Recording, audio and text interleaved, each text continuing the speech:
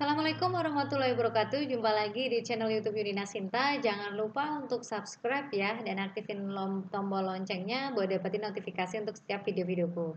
Ketemu lagi di video 7 dan jangan lupa untuk saksikan video 1 sampai 6 karena ini nanti berlanjut. Maka untuk pada video kali ini kita akan ngebahas prediksi soal IPA SKB Guru SD 2020 bersama Kak Yunina, Mentor Nasional Tes CPNS.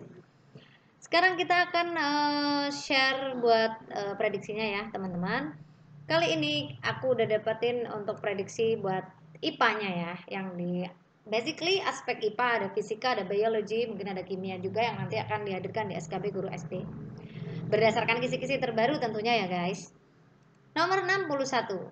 Proses penguapan air dari sungai, danau, laut yaitu A. Transpirasi, B. Evaporasi, C. Kondensasi, D. Presipitasi, E. Infiltrasi. Ya, dalam siklus air kita sudah tahu ya teman-teman semua, di situ ada transpirasi, proses penguapan air dari makhluk hidup, evaporasi, proses penguapan air dari sungai, danau, dan laut, kondensasi, proses pengembunan awan yang mengandung uap air menjadi titik-titik air, presipitasi, proses jatuhnya titik-titik air ke bumi dalam bentuk hujan, infiltrasi, proses meresapnya air hujan yang jatuh ke bumi melalui pori-pori tanah. Jadi jawaban yang benar adalah B, evaporasi. Nah, seperti ini prosesnya. Ini yang dinamakan evaporasi ya. Iya. Dia membentuk awan, kemudian dia mengalami kondensasi, jatuh hujan jadi presipitasi. Jadi di sini ada transevaporasi. Jadi ada transpirasi, ada juga evaporasi. Jelas ya? Ya. Kalau yang untuk meresap di dalam tanah ini namanya infiltrasi. 62. Proses pengembunan awan yang mengandung uap air menjadi titik-titik air yaitu A. Transpirasi, B. Evaporasi, C. Kondensasi, D. Presipitasi, E. Infiltrasi.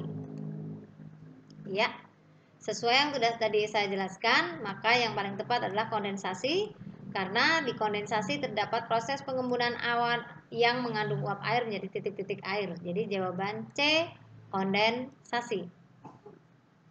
Ini peristiwanya. Jelas ya? 63. Proses jatuhnya titik-titik air ke permukaan bumi dalam bentuk hujan yaitu A. Transpirasi, B. Evaporasi, C. Kondensasi, D. Presipitasi, E. Infiltrasi. Oke, sesuai yang sudah dijelaskan di soal sebelumnya, maka jawabannya adalah D. Presipitasi karena presipitasi proses jatuhnya titik-titik air ke bumi dalam bentuk hujan. Nomor 64. Kemampuan ditarik magnet benda dibedakan menjadi 3. A. Feromagnetik, paramagnetik, heksamagnetik. B. Ferimagnetik, paramagnetik, heksamagnetik. C. Ferimagnetik, paramagnetik, diamagnetik. D. Feromagnetik, paramagnetik, diamagnetik. E. Feromagnetik, ferimagnetik, heksamagnetik. Ya, jadi menurut kemampuan ditarik magnetnya, benda digolongkan menjadi 3, feromagnetik, paramagnetik, dan diamagnetik. Untuk feromagnetik itu dapat ditarik kuat oleh magnet seperti besi, baja, nikel, kobalt. Kalau paramagnetik dapat ditarik lemah oleh magnet seperti platina dan tembaga. Sedangkan diamagnetik tidak dapat ditarik oleh magnet seperti kertas, plastik, dan kain. Jadi jawaban benar adalah D, feromagnetik, paramagnetik, dan diamagnetik. Prediksi nomor 65. Kain termasuk ke dalam benda magnet. A. Feromagnetik, B. Diamagnetik, C. Ferimagnetik, D. Heksamagnetik, E. Paramagnetik. Ya, jadi kain masuk pada penjelasan yang soal sebelumnya, diamagnetik. Jadi jawabannya adalah B. Oke, nomor 66. Platina termasuk ke dalam benda magnet yaitu A. Feromagnetik, B. Diamagnetik, C. Ferimagnetik, D. Heksamagnetik, E. Paramagnetik. Ya, jadi paling tepat adalah paramagnetik. Ya, dapat ditarik lemah oleh magnet. Contohnya yaitu platina dan tembaga. Jadi jawaban E.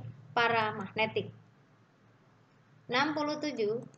Bebek memiliki kaki berselapu untuk dapat berjalan di atas lumpur dan membantu berenang. Hal ini termasuk adaptasi hewan. A. Adaptasi psikologi, B. Adaptasi morfologi, C. Adaptasi fisiologi, D. Adaptasi tingkah laku, E. Adaptasi diri. Ya, paling tepat adalah adaptasi morfologi, ya. Karena penyesuaian bentuk tubuh terhadap lingkungan, bisa bebek kaki berselaput untuk berjalan di lumpur dan membantu berenang. Fisiologi, proses penyesuaian fungsi alat tubuh tertentu dengan lingkungan, seperti nyamuk memiliki antikoagulan agar darah tetap cair. Tingkah laku, penyesuaian makhluk hidup untuk melindungi diri dari predator, seperti bunglon memiliki mimikri untuk mengelabui musuh. Jadi jawaban yang benar B, adaptasi morfologi. Nomor 68. Nyamuk memiliki zat antikoagulan untuk menjaga darah tetap cair. Hal ini termasuk adaptasi hewan. A. Adaptasi psikologi, B. Adaptasi morfologi, C. Adaptasi fisiologi, D. Adaptasi tingkah laku, E. Adaptasi diri. Oke, jawabannya adalah sesuai yang sudah dibahas di soal sebelumnya, fisiologi. C. Karena proses penyesuaian fungsi alat tubuh terhadap lingkungannya, seperti nyamuk memiliki antikoagulan agar darah tetap cair. 69. Berikut ini merupakan pernyataan yang tepat mengenai perubahan fisika dan kimia suatu benda. A. Perubahan fisika benda tidak disertai dengan terbentuknya zat baru. B. Perubahan fisika benda disertai dengan terbentuknya zat baru. C. Perubahan kimia benda tidak dapat menghasilkan zat baru. D. Benda tidak bisa mengalami perubahan kimia maupun fisika. E. Perubahan fisika dan kimia wajib disertai terbentuknya zat baru. Ya, jawaban yang paling tepat adalah A. Perubahan fisika benda tidak disertai dengan terbentuknya zat baru. Benda-benda yang kita kenal dalam kehidupan sehari-hari seringkali mengalami perubahan. Perubahan tersebut ada yang bersifat langsung, tetapi ada juga yang memerlukan waktu lama.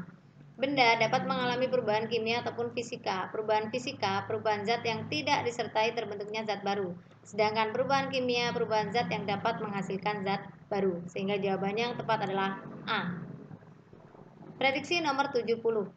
Jika terdapat dua jenis logam saling menempel, yaitu tembaga dan besi dengan koefisien muai masing-masing, 17 kali 10 pangkat negatif 6 per derajat Celcius dan 12 kali 10 pangkat negatif 6 per derajat Celcius, maka yang terjadi jika keping bimetal tersebut didinginkan adalah A. Melengkung ke arah logam tembaga, B. Melengkung ke arah logam besi, C. Melengkung ke arah logam besi dan tembaga, D. Logam tidak berubah setelah dipanaskan, E. Logam patah.